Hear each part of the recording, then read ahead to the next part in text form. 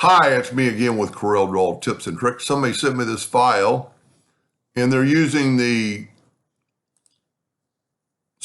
twirl tool. Couldn't think of the name real quick.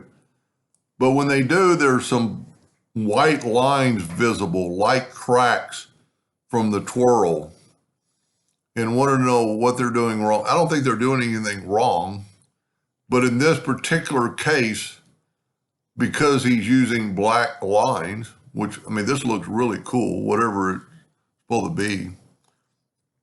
To get rid of that, or to basically cover it up, take the rectangle tool and make a rectangle.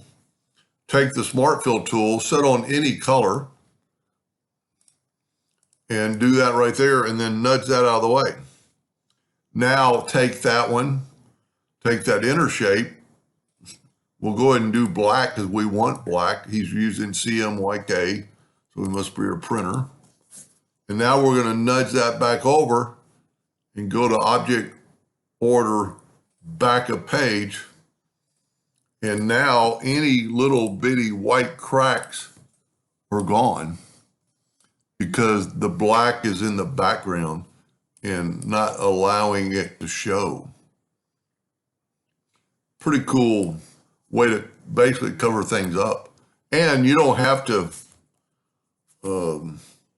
you could try a dark blue and see whatever you think looks the best. I don't think it's going to matter. Well, you can see the blue through there where you can't really tell the black because of the line. So if we make it black again, well, we got to click off of it. Basically have to move one of these out of the way and make that black and then move that back. You won't be able to tell the leak or the gap from the background. That's a pretty cool design. I like it. Anyway, I hope that helped them a little bit. Thank you for watching.